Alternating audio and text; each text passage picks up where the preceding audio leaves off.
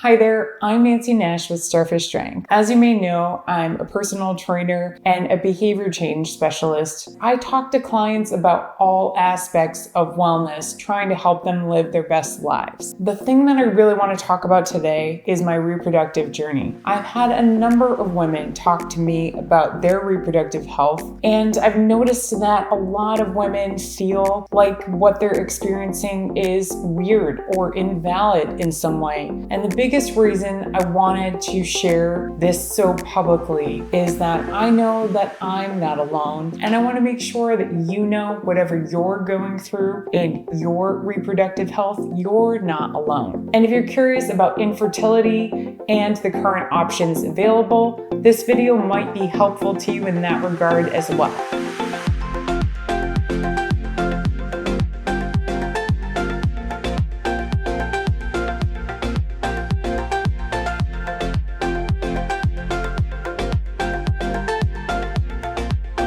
So I wanted to start off giving you a little bit of my personal history. So I grew up the oldest of 11 children. I have 7 sisters and 3 brothers, and my parents naturally conceived all of their children. And out of my sisters, 5 of them have had children, and they have all naturally conceived. So I was a late bloomer, and I know for some women, it's really difficult developing too quickly. I actually had the opposite problem. I was kind of envious of those girls, and I seemed to be behind everybody else. I believe I got my period at 14 and a half, which seemed to be later than my friends. I was uncomfortable, talking to my friends about it, talking to my mom about it, and asking any of them, was that weird that I hadn't gotten it yet? I also remember girls at school talking about different types of bras and using deodorant, and I realized I hadn't even started using deodorant. I felt kind of left out. So when I did get my period, they were very heavy and they were very painful, and they were usually pretty long. Now, I didn't know what a normal, length period was really considered. Obviously, you learn in health class a great many things, but it's also kind of, an uncomfortable time when you're in school. I don't remember paying a whole lot of attention. So to my middle school health teacher, if we did go over menses and I didn't pay attention, I apologize. So eventually that pain started becoming more prevalent. I would have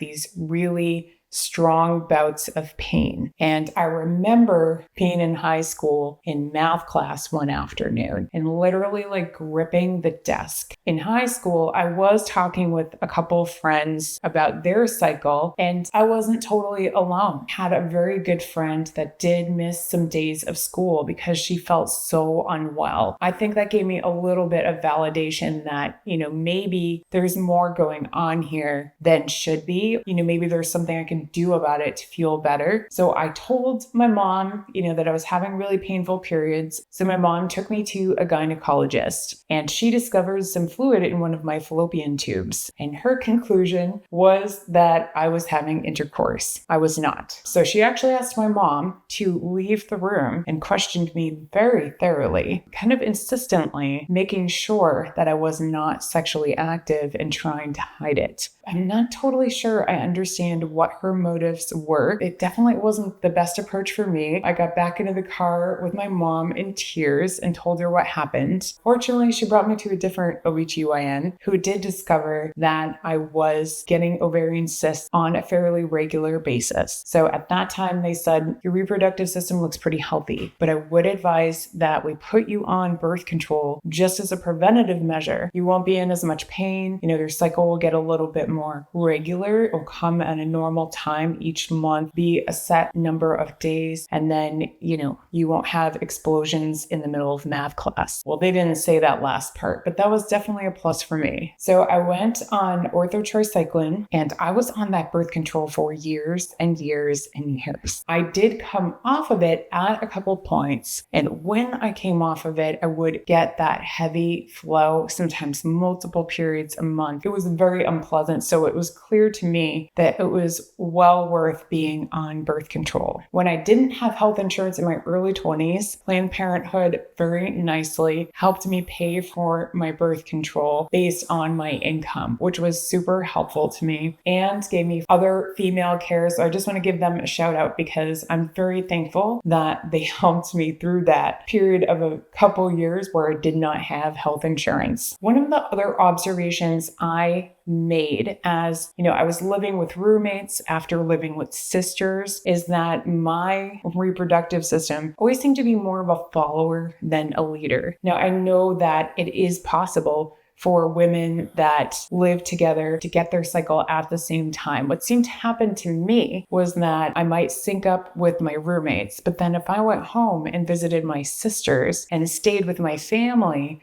for a week or two, and one of them was experiencing their cycle, I would get it again. And that was frustrating to me. So even on birth control, that would happen. And I just didn't understand why that would be. So in 2008, I married my husband. So it was just the two of us living together. So I had no other females influencing my cycle. I seemed to get it, at a regular interval with my birth control. And then I don't know exactly what happened, but it's like the birth control just stopped working and I started bleeding through and I started getting 2 periods and then pretty much 3 periods. And that was very, very unpleasant. And again, they were painful. They were heavy. They, were obviously long, almost unending. So I went to my OBGYN. We had actually just moved from Michigan to New Hampshire. So, I had a new OBGYN and she said, goodness, it has been a long time that you've been on orthotricycline. And I think it's probably time that your body tries something new. In fact,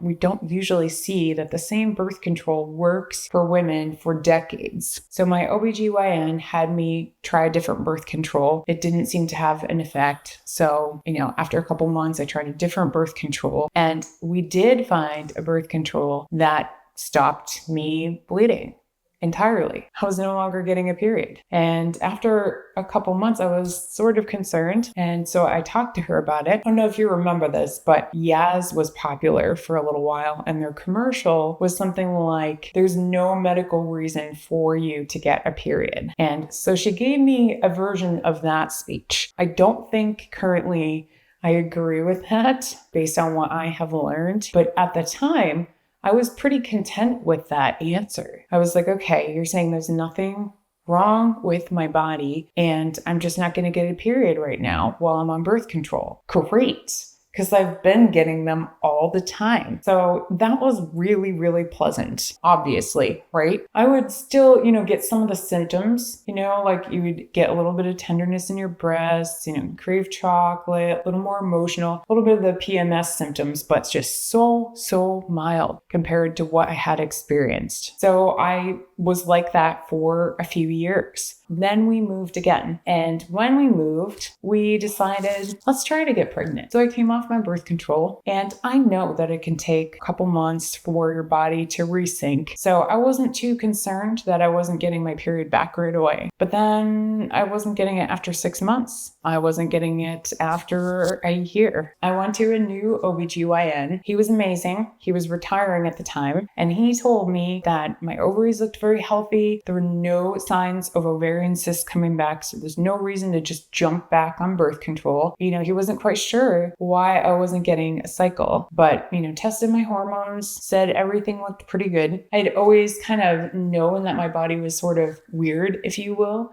so I was like, well, I don't know. Maybe pregnancy just isn't really in the cards for me. So I did continue to educate myself about what could I do on my own to boost my chances of ovulation. It was a little bit frustrating that most of the advice I found was nutritional advice that I had applied because I was trying to maintain healthy weight, healthy internal body, as well as an external body. The one thing that I did find that I thought was really interesting, I was already taking taking fish oil because my good cholesterol tends to be a little on the low side. So to boost that, to prevent cholesterol problems down the road. Talking about boosting omega-3s. And so I tried it, and I did get my period back. It was very flaky. It was not consistent. It was, maybe 3 days every couple months, but by eating ridiculous amounts of omega-3, canned herring, walnuts,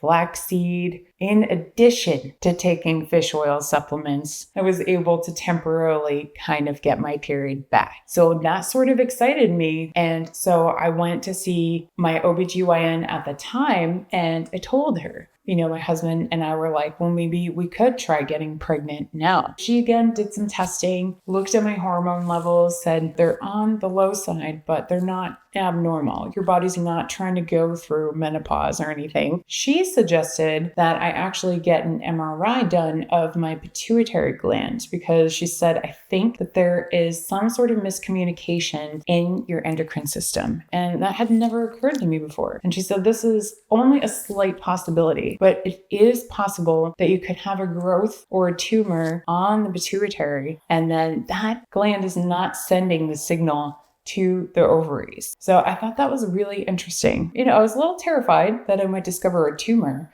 but also like, wow, we could just resolve this. That would be amazing. So I went and actually had the MRI the same day. They found nothing. They said my pituitary gland seemed very normal. That was a dead end, unfortunately, but I was still curious, what other unturned stones could there be? So my boosting of the omega-3s stopped working. So in 2021, we actually moved from Northern California to Southern California. So I got a new OBGYN. And so she tested my hormone levels. She very thoughtfully listened to my whole story. And she suggested that, just for the sake of going into menopause as a healthy female, I should be on hormone therapy since my hormone levels always seem to be so low. So I did start birth control again. And after a couple of months, I started getting a very, very light period. Almost light enough so that I didn't need tampons and pads. But it was something. I was like, oh, I am actually getting a cycle. That's kind of exciting. So, I got curious. Is there a chance I could get pregnant? I went off the birth control immediately. No signs of a cycle again.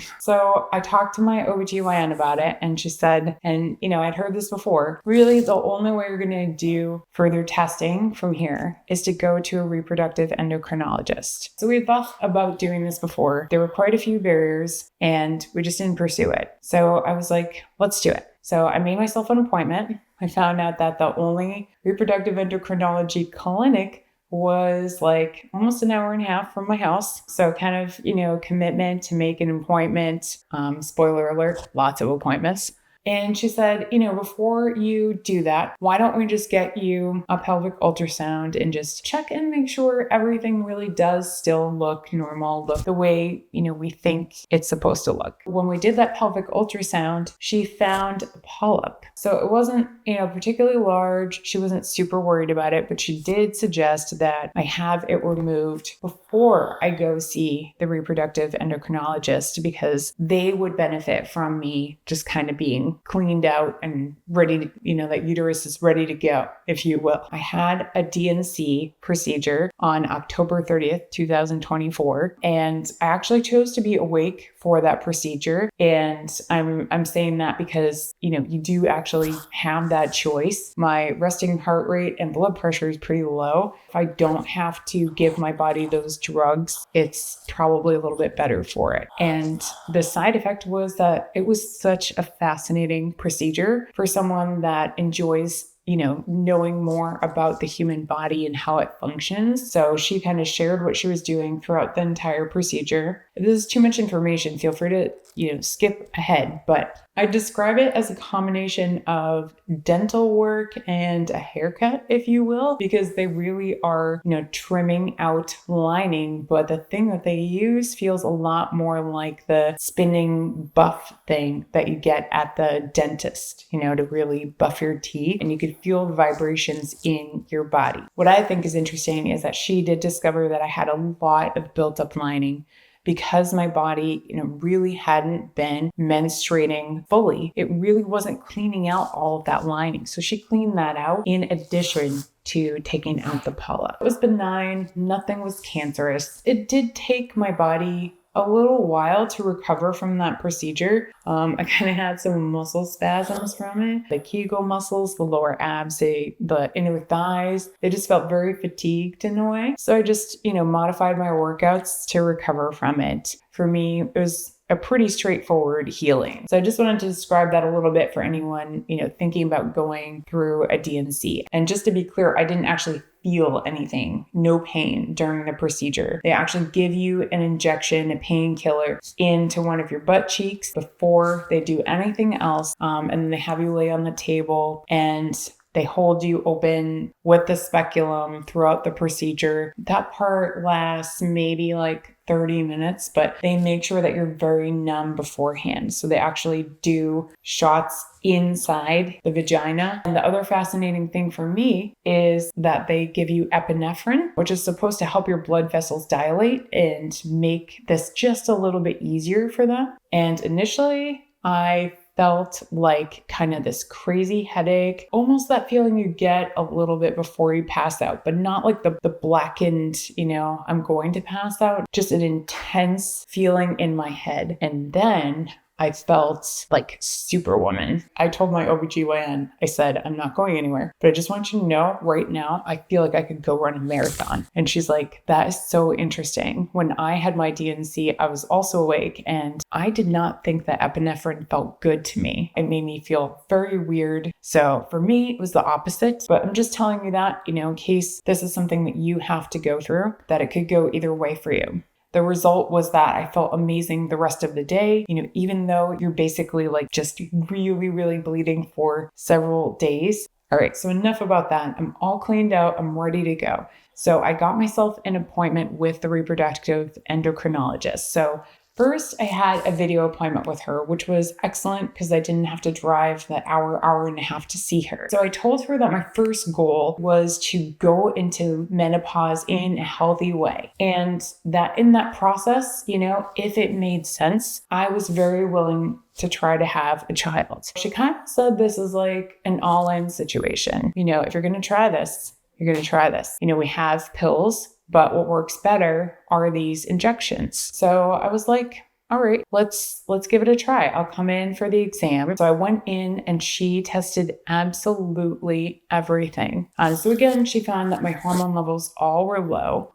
Part of the interesting part to me is knowing more now about the human body. Like my free-flowing testosterone is also low. That should be much higher with my workout volume, with all the strength training that I do. It's one of the factors to consider in preventing osteopenia, osteoporosis. Like I shouldn't be at risk for those things with all the work that I'm putting in, and yet I am, biologically speaking. So this made me really curious to see the effect that these hormones had on my body. So thanks for joining me and Max on this journey. So this is the first of a few videos that I'm going to release on this topic. In the next video, I'm going to talk about how I went through Menopur injections to try to grow my eggs to get pregnant. So if you're curious about that experience and what it takes to get someone in my situation pregnant, definitely check that out.